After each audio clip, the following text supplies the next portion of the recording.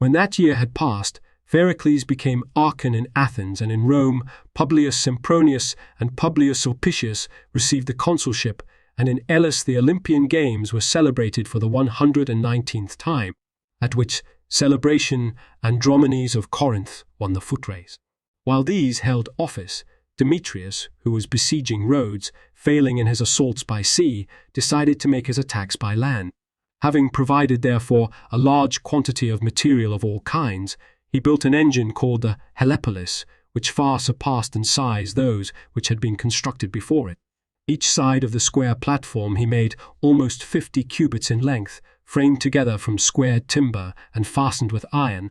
The space within he divided by bars, set about a cubit from each other, so that there might be standing space for those who were to push the machine forward. The whole structure was movable, mounted on 8 great solid wheels. The width of their rims was 2 cubits, and these were overlaid with heavy iron plates. To permit motion to the side, pivots had been constructed, by means of which the whole device was easily moved in any direction. From each corner there extended upward beams equal in length and little short of 100 cubits long, inclining toward each other in such a way that, the whole structure being 9 stories high, the first story had an area of 4,300 square feet and the topmost story of 900. The 3 exposed sides of the machine he covered externally with iron plates nailed on so that it should receive no injury from fire carriers. On each story there were ports on the front, in size and shape fitted to the individual characteristics of the missiles that were to be shot forth. These ports had shutters, which were lifted by a mechanical device and which secured the safety of the men on the platforms who were busy serving the artillery, for the shutters were of hides stitched together and were filled with wool so that they would yield to the blows of the stones from the ballistae. Each of the stories had 2 wide stairways, one of which they used for bringing up what was needed and the other for descending, in order that all might be taken care of without confusion. Those who were to move the machine were selected from the whole army, 3,400 men excelling in strength. Some of them were enclosed within the machine, while others were stationed in its rear, and they pushed it forward, the skillful design aiding greatly in its motion. He also constructed penthouses, some to protect the men who were filling the moat, others to carry rams, and covered passages through which those who were going to their labors might go and return safely. Using the crews of the ships, he cleared a space 4 stades wide through which he planned to advance the siege engines he had prepared, wide enough so that it covered a front of 6 curtains and 7 towers.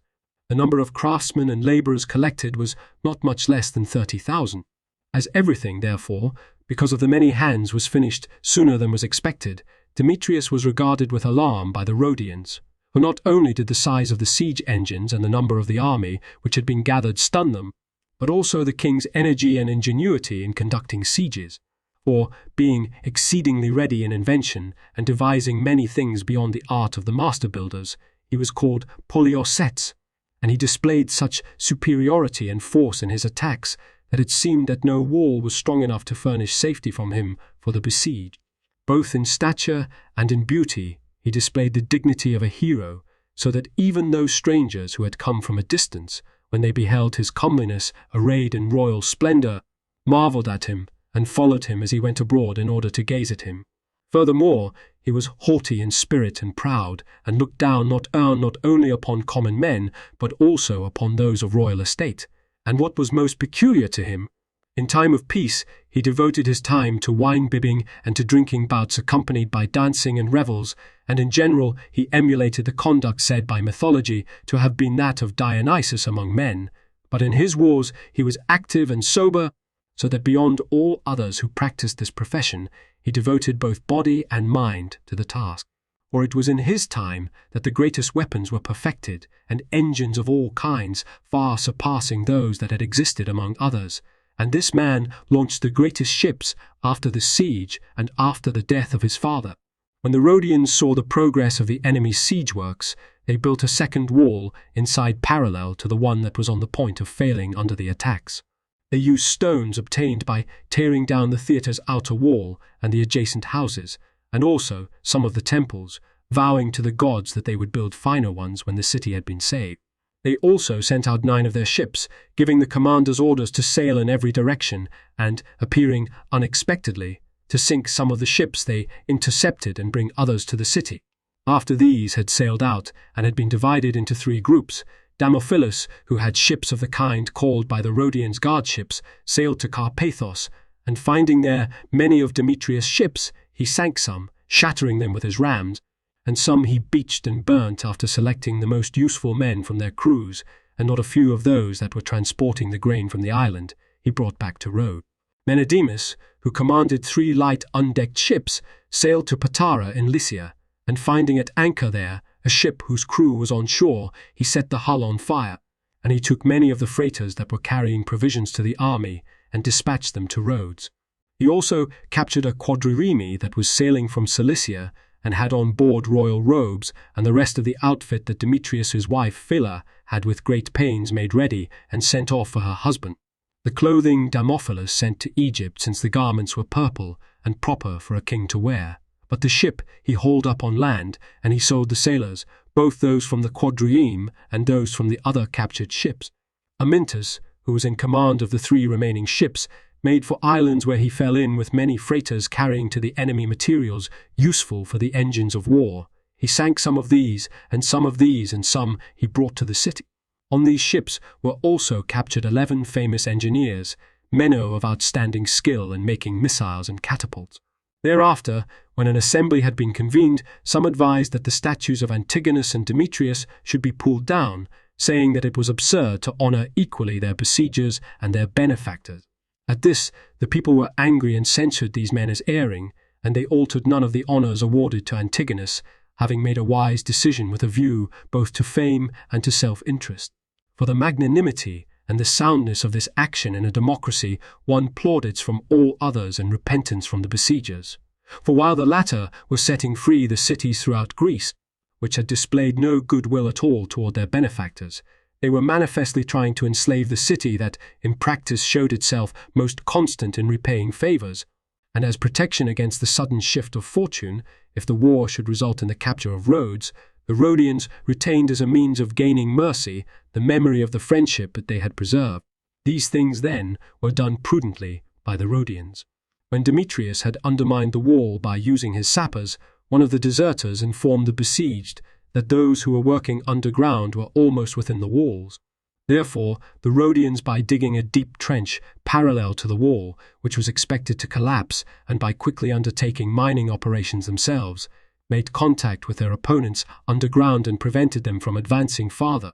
Now the mines were closely watched by both sides, and some of Demetrius's men tried to bribe Athenagoras, who had been given command of the guard by the Rhodians. This man was a Milesian by descent, sent by Ptolemy as commander of the mercenary. Promising to turn traitor, he set a day on which one of the ranking leaders should be sent from Demetrius to go by night through the mine up into the city in order to inspect the position where the soldiers would assemble. But after leading Demetrius on to great hopes, he disclosed the matter to the council, and when the king sent one of his friends, Alexander the Macedonian, the Rhodians captured him as he came up through the mine. They crowned Athenagoras with a golden crown and gave him a gift of 5 talents of silver, their object being to stimulate loyalty to the city on the part of the other men who were mercenaries and foreigners. Demetrius, when his engines of war were completed and all the space before walls was cleared, stationed the Helepolis in the center and assigned positions to the penthouses, 8 in number, which were to protect the sappers. He placed 4 of these on each side of the Helepolis and connected with each of them one covered passage, so that the men who were going in and out might accomplish their assigned tasks in safety. And he brought up also 2 enormous penthouses in which battering rams were mounted.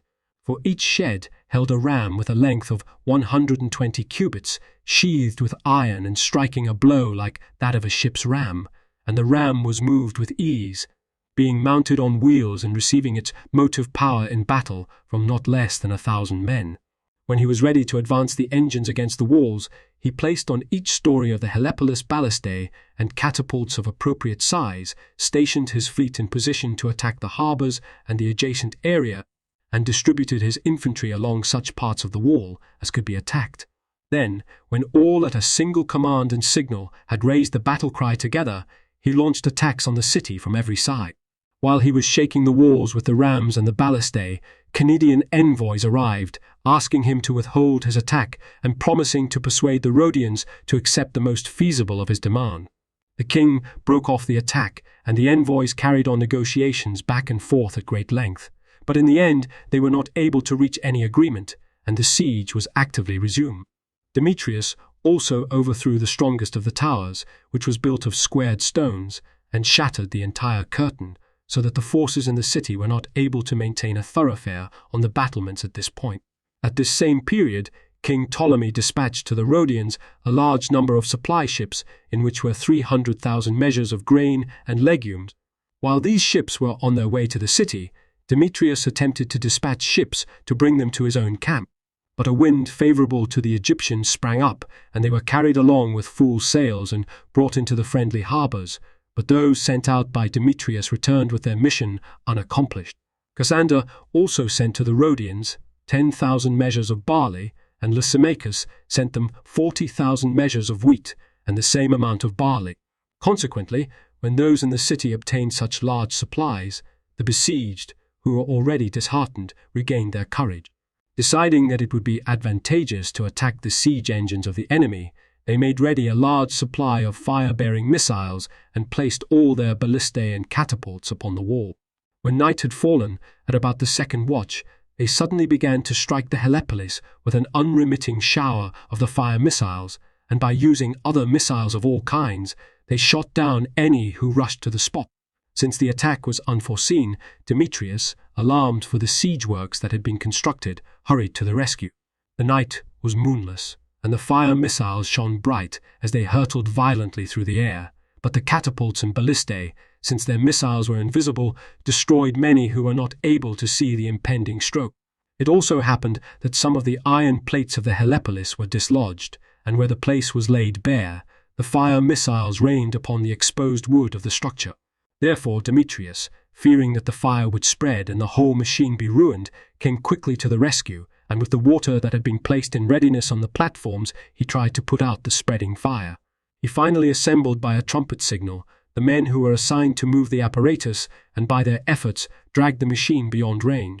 Then, when day had dawned, he ordered the camp followers to collect the missiles that had been hurled by the Rhodians, since he wished to estimate from these the armament of the forces within the city.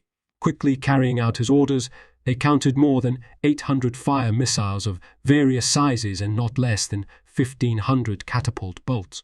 Since so many missiles had been hurled in a short time at night, he marveled at the resources possessed by the city and at their prodigality in the use of these weapons. Next, Demetrius repaired such of his works as had been damaged and devoted himself to the burial of the dead and the care of the wounded. Meanwhile, the people of the city, having gained a respite from the violent attacks of the siege engines, constructed a third crescent-shaped wall and included in its circuit every part of the wall that was in a dangerous condition, but nonetheless they dug a deep moat around the fallen portion of the wall so that the king should not be able to break into the city easily by an assault with a heavily armed force. They also sent out some of their fastest ships, installing Amyntas as commander. He, sailing to Perea in Asia, suddenly confronted some pirates who had been sent out by Demetrius. These had 3 deckless ships and were supposed to be the strongest of the pirates who were fighting as allies of the king. In the brief naval battle that ensued, the Rhodians overpowered the foe and took the ships with their crews, among whom was Timocles, the chief pirate. They also encountered some of the merchants, and, seizing a fair number of light craft loaded with grain, they sent these and the undecked ships of the pirates to harbor in Rhodes by night, escaping the notice of the enemy. Demetrius, after he had repaired such of his equipment as was damaged, brought his siege engines up to the wall.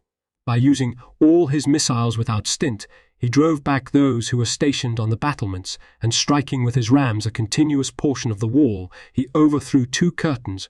But as the city's forces fought obstinately for the tower that was between them, there were bitter and continuous encounters, one after another, with the result that their leader Ananias was killed fighting desperately, and many of the soldiers were slain also.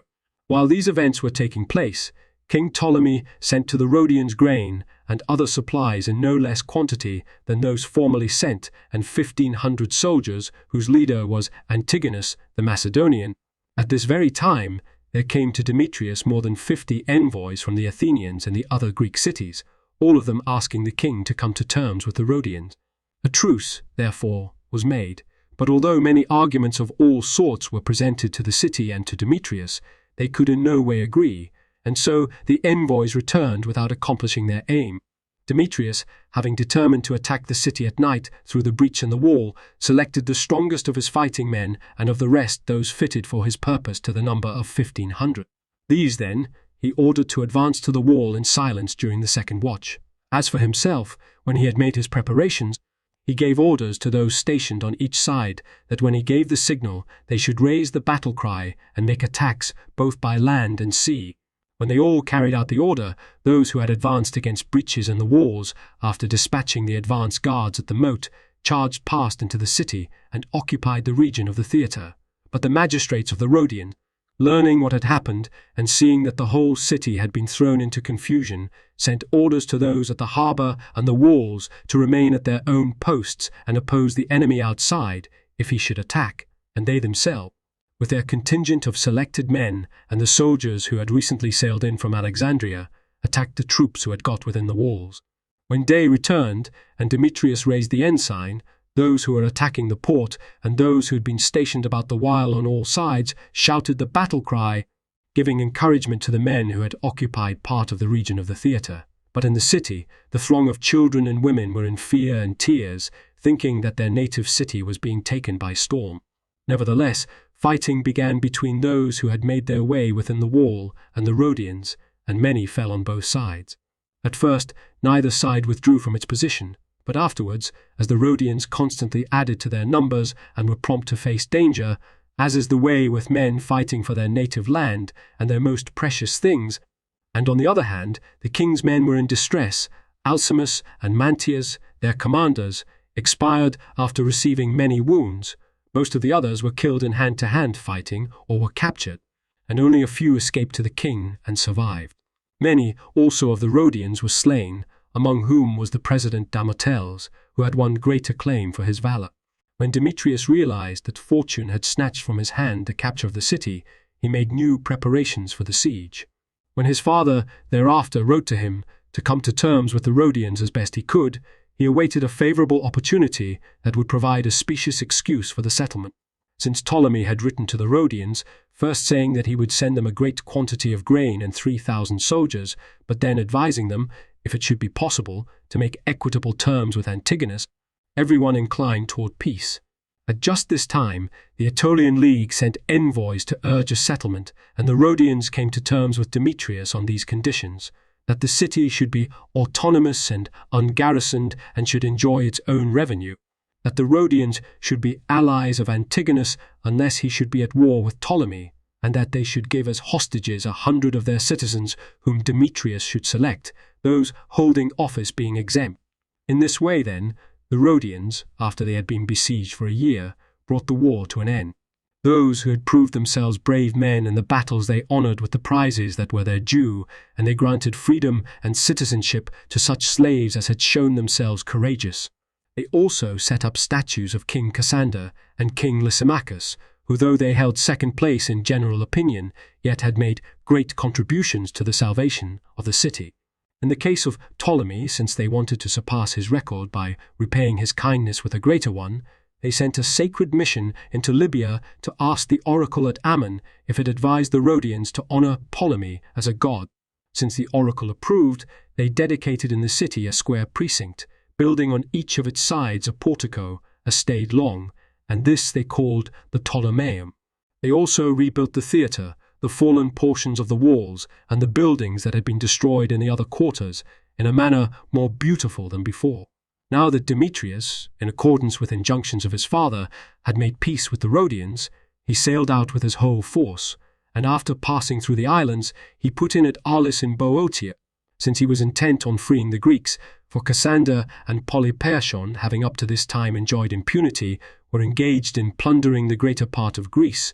He first freed the city of the Chalcidians, which was garrisoned by Boeotians, and by striking fear into the Boeotians, he forced them to renounce their friendship with Cassander, And after this, he made an alliance with the Aetolians and began his preparations for carrying on war against Polypertian and Cassander. While these events were taking place, Eumelus, the king of Bosporus, died in the 6th year of his reign, and his son Spartacus succeeded to the throne and reigned for 20 years. Now that we have carefully passed in review the happenings in Greece and Asia, we shall turn our narrative toward the other parts of the inhabited world.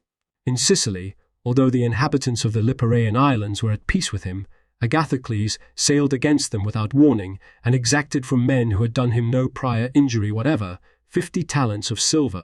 To many, indeed, what I am about to relate seemed the work of a god, since his crime received its brand from the divinity.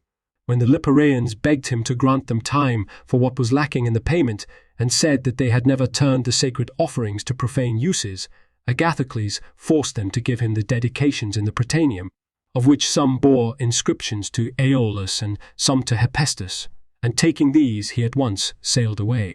But a wind came up, and the 11 of his ships that were carrying the money were sunk.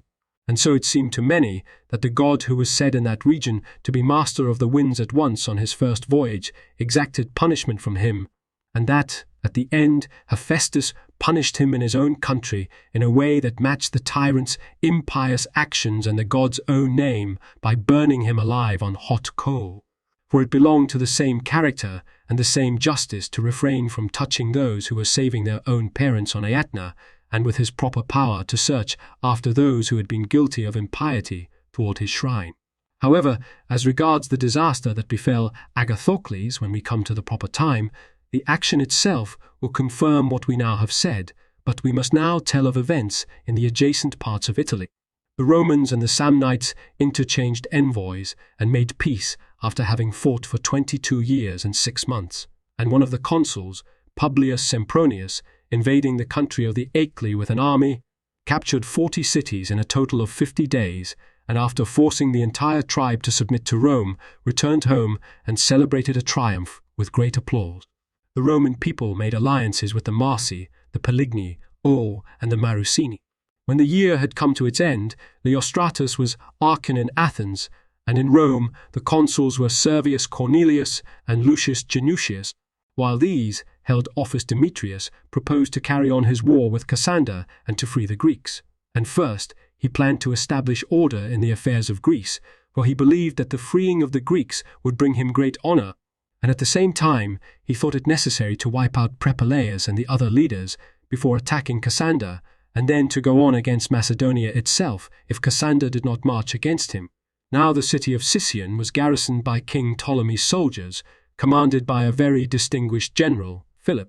Attacking this city suddenly by night, Demetrius broke his way inside the walls. Then the garrison fled to the Acropolis, but Demetrius took possession of the city and occupied the region between the houses and the Acropolis. While he hesitated to bring up his siege engines, the garrison in panic surrendered the Acropolis on terms, and the men themselves sailed off to Egypt. After Demetrius had moved the people of Sicyon into their Acropolis, he destroyed the part of the city adjacent to the harbour, since its site was quite insecure. Then, after he had assisted the common people of the city in building their houses and had re-established free government for them, he received divine honours from those whom he had benefited, for they called the city Demetrias, and they voted to celebrate sacrifices and public festivals, and also games in his honour every year, and to grant him the other honours of a founder. Time, however, whose continuity has been broken by changes of conditions, has invalidated these honours, but the people of Sicyon, having thus obtained a much better location, continue to live there down to our time. For the enclosed area of the Acropolis is level and of ample size, and it is surrounded on all sides by cliffs difficult to scale, so that on no side can engines of war be brought near. Moreover, it has plenty of water, by the aid of which they developed rich gardens, so that the king in his design seems to have made excellent provision both for comfort in time of peace and for safety in time of war. After Demetrius had settled the affairs of the people of Sicyon, he set out with his whole army for Corinth, which was held by Prepeleus, a general of Cassander. At first, after he had been admitted at night by certain citizens through a postern gate, Demetrius gained possession of the city and its harbours. The garrison, however, fled, some to the place called Sisyphium, some to Acrocorinth, but he brought up engines of war to the fortifications and took Sisypheum by storm after suffering heavy losses. Then, when the men there fled to those who had occupied Acrocorinth, he intimidated them also and forced them to surrender the citadel, for this king was exceedingly irresistible in his assaults, being particularly skilled in the construction of siege equipment. Be that as it may, when once he had freed the Corinthians, he brought a garrison into Acrocorinth, since the citizens wished the city to be protected by the king until the war with Cassander should be brought to an end. Prepalaeus, ignominiously driven out of Corinth, withdrew to Cassander, but Demetrius, advancing into Achaia, took Bura by storm and restored autonomy to its citizens. Then, capturing Cyrus in a few days, he cast out its garrison. After this, making a campaign against Arcadian Orchomenus, he ordered the garrison commander, Strombicus, to surrender the city. When he paid no attention to the orders but even poured much abuse upon him from the wall in an insulting manner, the king brought up engines of war, overthrew the walls, and took the city by storm. As for Strombicus, who had been made garrison commander by Polypertian and at least 80 of the others who were hostile to him, Demetrius crucified them in front of the city, but having captured at least 2,000 of the other mercenaries, he incorporated them with his own men. After the capture of this city, those who commanded the forts in the vicinity, assuming that it was impossible to escape the might of the king, surrendered the strongholds to him. In like fashion, those also who guarded the cities withdrew of their own accord, since Cassander, Prepalaeus, and Polypertian failed to come to their aid, but Demetrius was approaching with a great army and with overwhelming engines of war. This was the situation of Demetrius.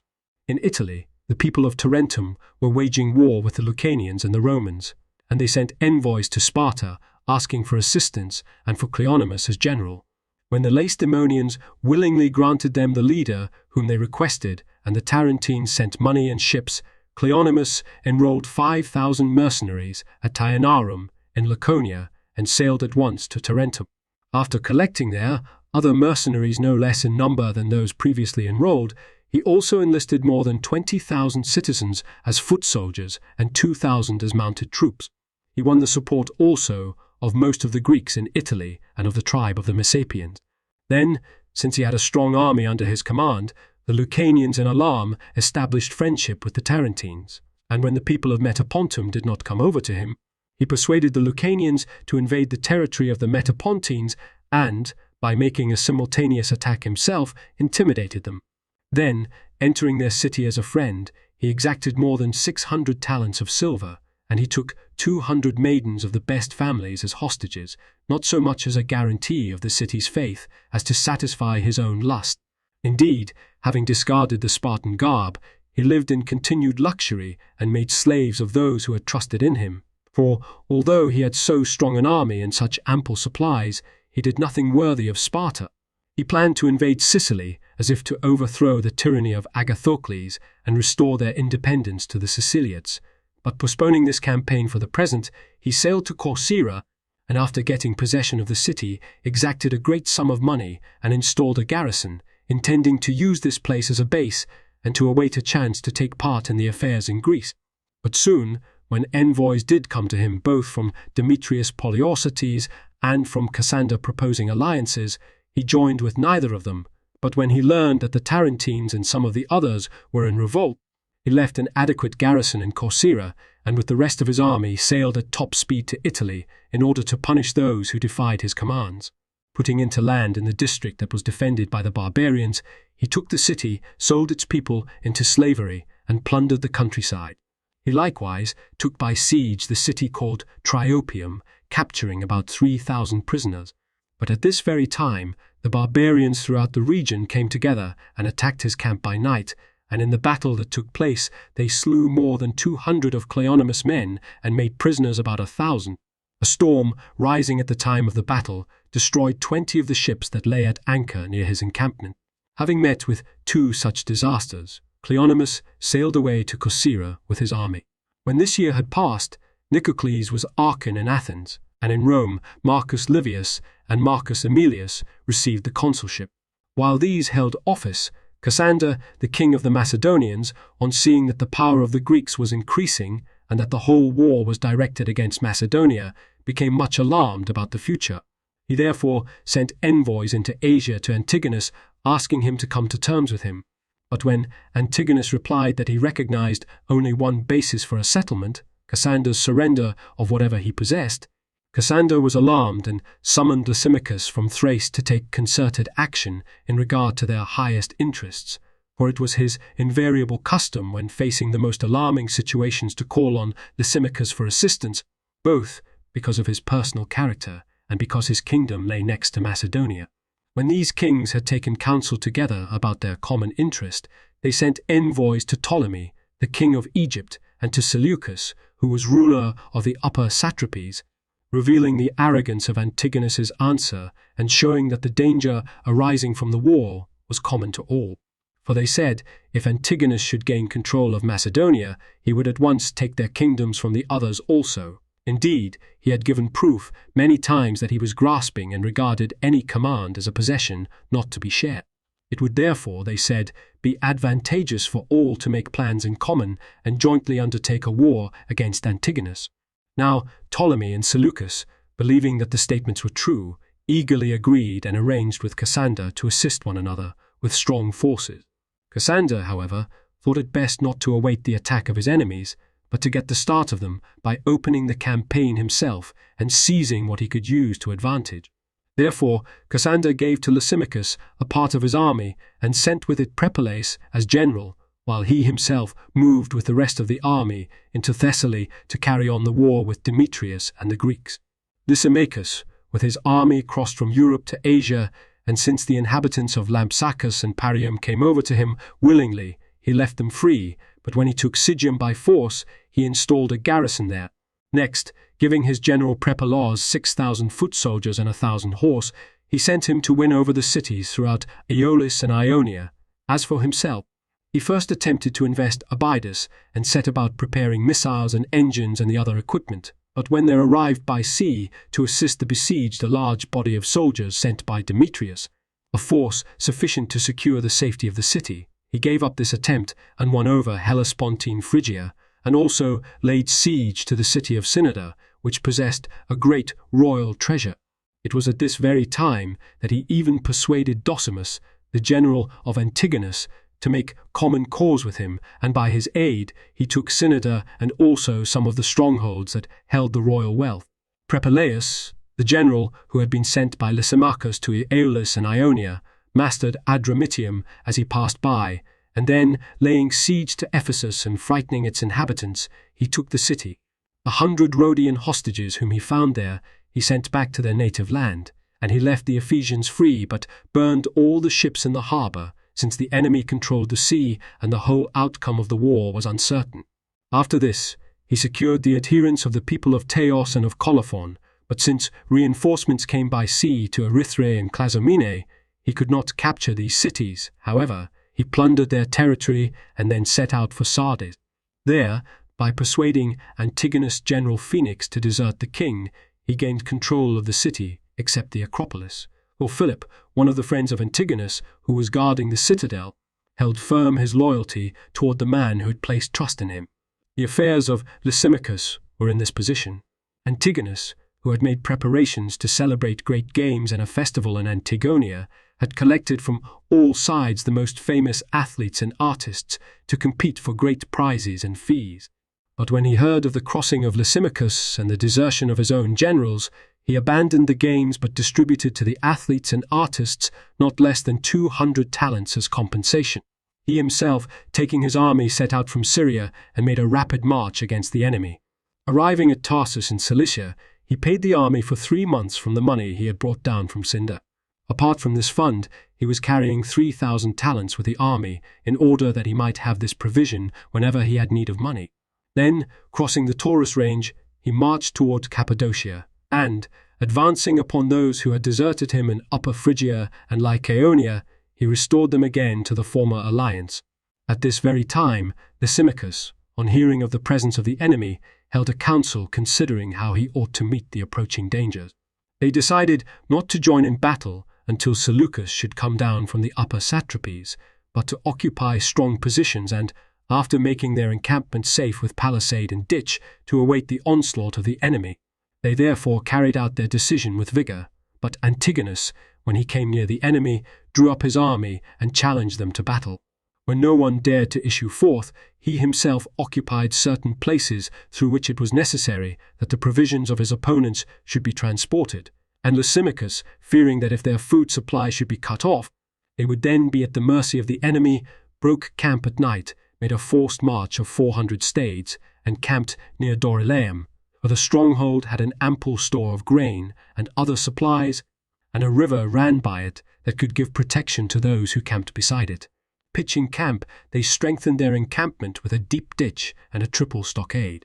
When Antigonus learned of the departure of the enemy, he at once pursued them, and, after he had approached their encampment, since they did not come out for battle, he began to surround their camp with a trench, and he sent for catapults and missiles, intending to storm it. When shots were exchanged about the excavation and Lysimachus's men tried to drive away with missiles those who were working, in every case Antigonus had the better of it. Then, as time passed and the work was already nearing completion, since food was growing scarce for the besieged, Lysimachus, after waiting for a stormy night, set out from the camp and departed through the higher land to go into winter quarters. But when at daybreak Antigonus saw the departure of the enemy, he himself marched parallel with them through the plains. Great rainstorms occurred, with the result that, as the country had deep soil and became very muddy, he lost a considerable number of his pack animals and a few of his men, and in general the whole army was in serious difficulty. Therefore, the king, both because he wished to restore his soldiers after their sufferings, and because he saw that the winter season was at hand, gave up the pursuit, and selecting the places best suited for wintering, he divided his army into sections. But when he learned that Seleucus was coming down from the upper satrapies with a great force, he sent some of his friends into Greece to Demetrius, bidding him come to him with his army as soon as possible, for, since all the kings had united against him, he was taking every precaution not to be forced to decide the whole war in battle before the army in Europe came to join him. Similarly, Lysimachus also divided his army in order to go into winter quarters in the plain, called that of Salonia. He obtained ample supplies from Heraclea, having made a marriage alliance with the Heracleates, for he had married Amistris, the daughter of Oxyartes and niece of King Darius. She had been wife of Craterus, given him by Alexander, and at the time in question was ruler of the city. Such was the situation in Asia. In Greece, Demetrius, who was tarrying in Athens, was eager to be initiated and to participate in the mysteries at Eleusis. Since it was a considerable time before the legally established day on which the Athenians were accustomed to celebrate the mysteries, he persuaded the people, because of his benefactions, to change the custom of their fathers. And so, giving himself over unarmed to the priests, he was initiated before the regular day and departed from Athens.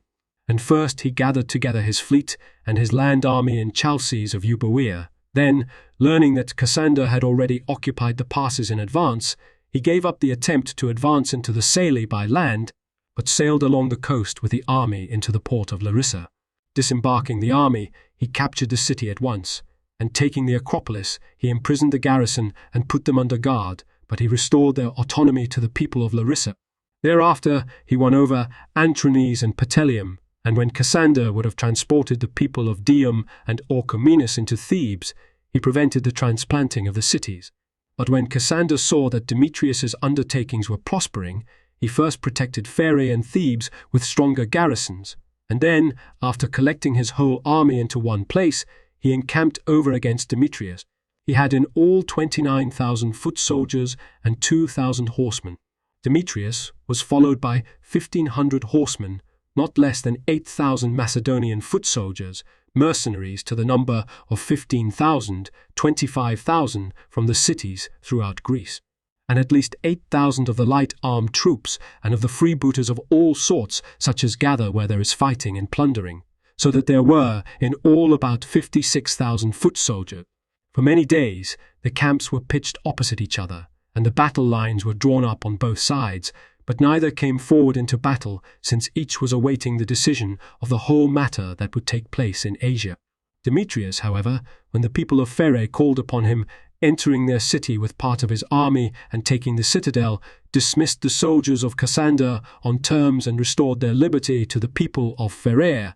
While affairs in Thessaly were in this state, there came to Demetrius the messengers sent by Antigonus, accurately detailing the orders of his father and bidding him take his army across into Asia as swiftly as possible. Since he regarded obedience to his father's orders as obligatory, the king came to terms with Cassander, making the condition that the agreements should be valid only if they were acceptable to his father. For although he very well knew that his father would not accept them, since he had definitely made up his mind to bring an end by force of arms the war which had set in, yet Demetrius wished to make his withdrawal from Greece appear respectable and not like a flight. Indeed, it was written among other conditions in the agreement that the Greek cities were to be free, not only those of Greece, but also those of Asia. Then Demetrius, after preparing ships for the transportation of the soldiers and the equipment, set sail with his whole fleet and, going through the islands, put in at Ephesus. Disembarking his army and camping near the walls, he forced the city to return to its former status. Then he dismissed on terms the garrison that had been introduced by Propellus, the general of Lysimachus, and after stationing his own garrison on the Acropolis, he went on to the Hellespont. He also recovered Lampsacus and Parium, likewise some of the other cities that had changed sides, and when he arrived at the entrance of the Pontus, he constructed a camp beside the shrine of the Chalcedonians and left to guard the region 3,000 foot soldiers and 30 warships. Then he sent the rest of the army into winter quarters, dividing it among the cities. At about this time, Mithridates, who was subject to Antigonus but appeared to be shifting his allegiance to Cassander, was slain at Chios in Mysia after having ruled that city, and Mysia after having ruled that city and Myla for 35 years, and Mithridates, inheriting the kingdom, added many new subjects and was king of Cappadocia and Paphlagonia for 36 years. In these same days, Cassander, after the departure of Demetrius, took possession of the cities of Thessaly and sent Pleistarchus with an army into Asia to aid Lysimachus. Those sent with him were 12,000 foot soldiers and 500 horsemen. But when Pleistarchus came to the entrance of the Pontus, he found that the region had already been taken over by the enemy and, abandoning the crossing, he turned aside to Odessus, which lies between Apollonia and Calantia, directly opposite to Heraclea on the opposite shore, where a part of the army of Lysimachus was quartered. Since he did not have ships enough for transporting his soldiers, he divided his army into 3 contingents. Now the first force sent out came safe to Heraclea, but the second was captured by the guard ships at the entrance to the Pontus. When Pleistarchus himself set sail with the third group, so great a tempest rose that most of the vessels and the men on them were lost, and indeed the large warship that carried the general sank, and of the not less than 500 men who sailed in her, only 33 were saved. Among these was Pleistarchus, who, holding to a piece of wreckage, was cast ashore half dead. He was carried to Heraclea, and after recovering from the misfortune, went to Lysimachus at winter quarters, having lost the larger part of his army. During these same days, King Ptolemy, setting out from Egypt with an army of considerable size, subjugated all the cities of Coele-Syria.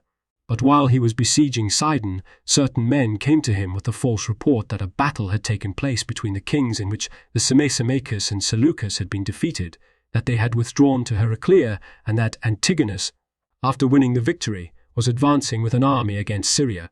Consequently, Ptolemy, deceived by them and believing that their report was true, made a 4 months' truce with the Sidonians, secured with garrisons the cities that he had captured, and went back to Egypt with his army.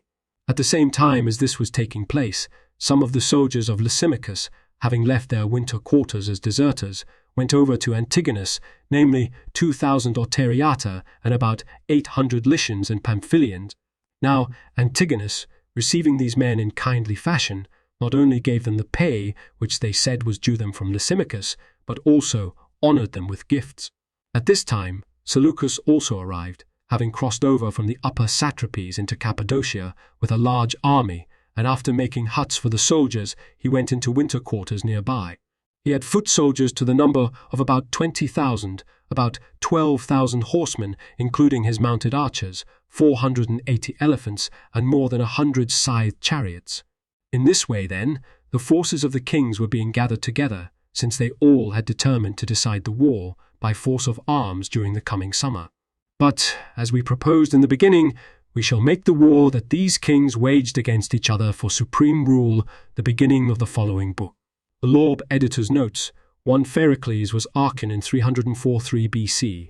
Livy 9.45. 1 gives the consuls of 304 BCE as P.I. Sulpicius Severio and P. Sempronius Sufficius Severio and P. Sempronius Sophus. 2 continued from chap. 88. For the siege of Rhodes Key. Plutarch, Demetrius 21:22. 3 literally taker of cities. Keep. The Helepolis described in chap. 48.2. According to Vitruvius 10.16. 4. This Helepolis was built by Epimachus of Athens. Sheep. Plutarch Demetrius 21.1 and Athenaeus in Wesher, Poliocetique, p27f. 4. About 75 feet. Tarn, Hellenistic Military and Naval Developments, Pap 1516, suggests that there was a shorter Macedonian cubit of about 13 inches. This would reduce all the figures given in the notes by about 30%, which seems probable in most cases, but impossible in the spacing of the crossbeams. See next note. 5. About 18 inches. Probably these crossbars or beams were below the platform, which would protect the men who stood on the ground and moved the tower by pushing on the bars. It is possible, however, that the platform was simply an open frame of cross timbers between which the men stood. 6 i.e., the axles were connected to the frame by vertical pivots, caster fashion. 7 The tower, then, would be nearly 150 feet high, about 30 feet square at the top and 65.12 feet square at the base. If the platform was 75 feet square, a ledge about 5 feet wide would be left about the base of the tower. 8. Either they worked in relays, or this figure includes all the men employed for moving the various machines, towers, and penthouses. Allowing a 5 square feet to the man, a minimum, if they were to work effectively, 3,400 men would occupy a 17,000 ski fort, 3 times the area of the Helepolis. 9 i.e., stormer of cities. Keep. Plutarch, Demetrius 2:4 for his character. 10 CP.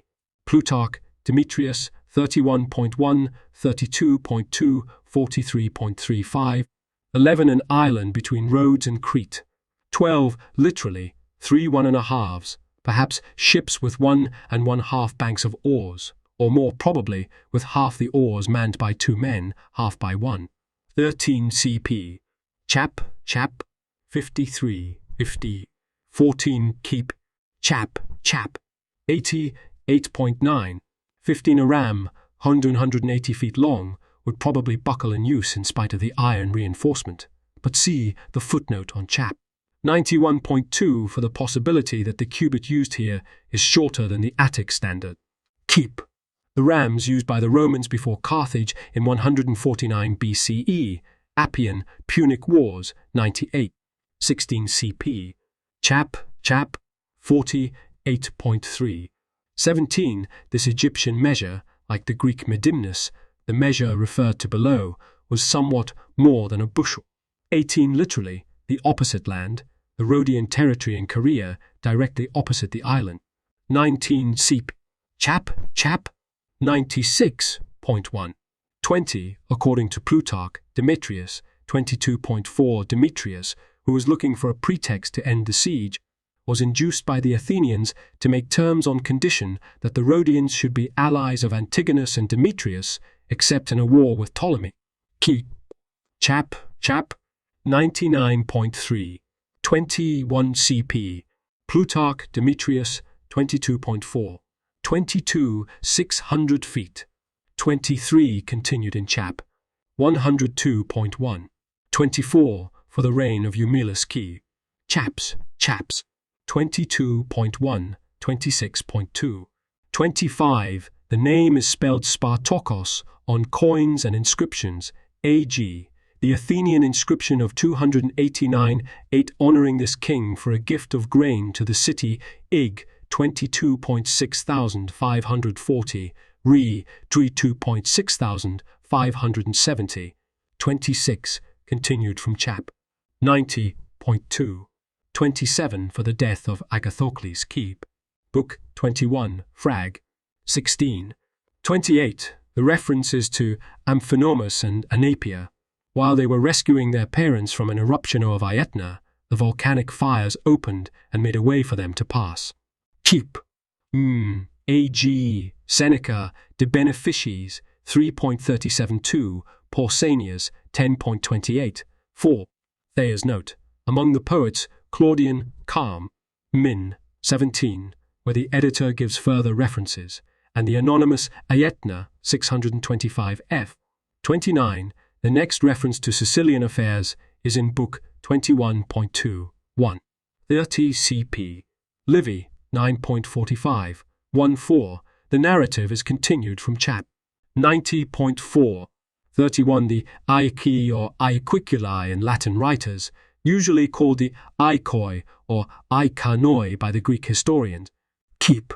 Livy 9.45. 5.18. 32. Continued in chap. 104.1. 33. Leostratus was Archon in 303-2. Livy 10.1. 1. Gives us consuls for 303 BCEE, Genutius and Ser, Cornelius. In the Fasti Capitolini, only Lentulus, the cognomen of Cornelius, can be read. The narrative is continued from chap. 100.6. Cup. C. Plutarch, Demetrius, 25. 34 CP. Book 19.64-3. 35 CP. Pausanias 2.7. 1. Strabo 8.6-25. 36 Sisypheum is on the slope of Acrocorinth below Pyrene, Strabo 8.6-21. 37 continued in chap. 106.1. 38 continued from chap. 101.5. 39 son of King Cleomenes I.E., but passed over in favor of Arius I because of his violent and tyrannical character. Keep. Plutarch Pyrrhus 26.8. Pausanias 3.62. Originally, Tarentum was a colony of Sparta. 40 for Tyainarum as a recruiting ground for mercenaries key. Book 18.21-13. 41. The Messapians, an Italic tribe occupying the heel of the Italian peninsula, were the closest neighbours of the Tarentines. 42 key p. Duris, Phage, 76.18. Athenaeus, 13.84 p. 605e. 43. The context, if, indeed, Tarentines above is right, suggests that the city is Tarentum, but no enslavement of its population is known, and it is most probable that some city name has fallen out. Cleonymus raid upon Thurii, Livy 10.21, an otherwise unknown city on the east coast of the Bay of Tarentum, belongs in the next year. 44. The exact site is not known. 45. There is nothing more about Cleonymus in what remains of Diodorus. For his further adventures, keep. Livy 10.2. 46. Nicocles was Archon in 302-1. Livy 10.1. 7. Gives the consuls of 302 BCE as M. Livius Denta and Emilius without praenomen. 47. i.e. the alliance under Demetrius Poliorcetes. The narrative is continued from chap. 103.7. Cup. Justin 15.2-15. Orosius 3.23-41. 48. But cheap. Critical note. The critical note to the Greek text Kai Stratagon Prepaleon Sunexapempson reads Prepaleon added by Bilok Grichish Geshti Stiu 4.1 162 note 3. 49. Since Synoda is not in Hellespontine Phrygia, we may suppose either an error on Diodorus's part or the loss of some such words as those suggested by Fisher, and then advancing into Upper Phrygia, he laid siege to Sinina. 50 CP. Chap. 99.3. 51. This is probably the same Philip as the advisor given to Demetrius by Antigonus in 314 BCE, Book 19.69. 1. 52 for the treasury of Alexander at Syndice, Book 18.62-2, 19.56, 5. 53 about 44 miles. 54. After Craterus deserted Amistris, in order to marry Phila, Book 18.187, she married Dionysius, the ruler of Heraclea. On his death, she continued to rule that city for their minor children until her marriage with Lysimachus, Strabo, 12.3. Lysimachus, in his turn, soon deserted her to marry Arsinoe. 55. CP. Plutarch, Demetrius, 26. 56. This is Larissa Cremaste in Phaeatus. 57. Antron, or Antrones, and Pelium are also in Phaeatus, a little northeast of Larissa. 58. Dium and Orchomenus in this region are unknown, but since the Thebes in question must be Thebae Theotides, K.P. Ferrer and Thebes below, Demetrius can hardly have returned to Boeotia. 59. The shrine of the Chalcedonians may be identical with the place on the shore of the Pontus called Hieron, Book 19.73, 6. 60. Mithridates I of Caius in Bithynia, son of Ariobarzanes, C.P., Book 16.92. 61. Mylea, later called Apamea, was an important port near Caius, but see critical note. The critical note to the Greek text, Arxus Otis Kai Moleas, reads Moleas Post, Arenes Rex, Marines F. 62. Mithridates I of Caius and I of Pontus, if identical with the Mithridates of Book 19.42 and Plutarch Demetrius IV, is son of an Ariobarzanes, who is probably the brother of Mithridates, i.e. In our passage, then, the nephew succeeds his uncle. 63. The Hexeres was probably a ship with a single row of oars on each side, each oar manned by 6 men, rather than a ship with 6 superimposed banks of oars on each side. Keep. Tarn, Hellenistic Militario and Naval Developments, 122, 141. The previous next to images with borders lead to more information. The thicker the border, the more information.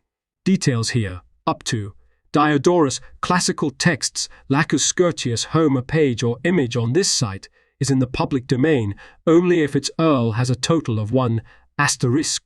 If the URL has 2 asterisks, the item is copyright someone else and used by permission or fair use. If the URL has none, the item is C. Bill Thayer. See my copyright page for details and contact information. Page updated, 10 DC Steen.